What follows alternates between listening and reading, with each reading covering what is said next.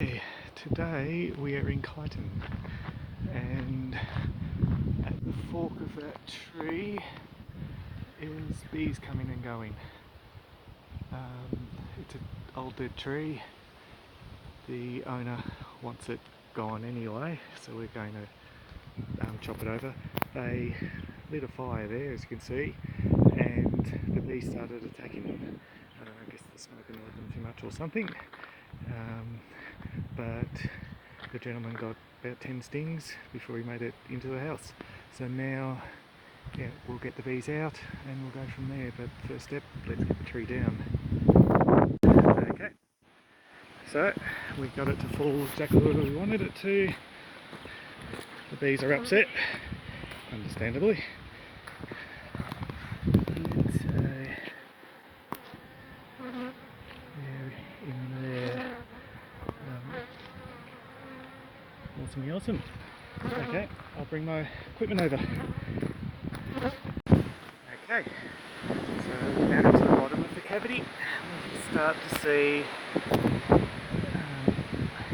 a comb and bees and whatnot. So now we'll split it open and go from there. Okay, so tree just to make it a bit easier. There is honeycomb there, but it's not going to heat. Okay, and it was an easy split.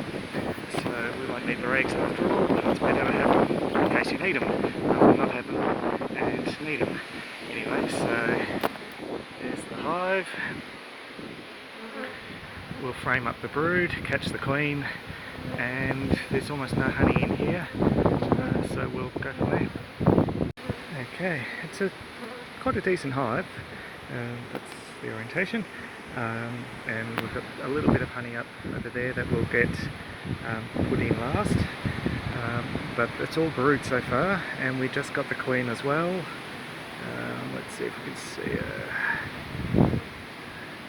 So there at the bottom of the cage, I'm hoping you can see. There you go. So there we go, we've got the queen. She'll hang down between the frames, which is the best frame to hang her between. Possibly this end.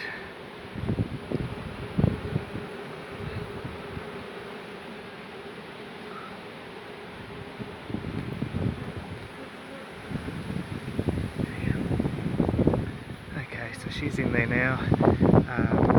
We'll now just cut the rest of the comb. There's not a lot to go, but it gets easier from here. The bees will start reorientating to the box because I'll move the box now that the queen's in the box. So here you go.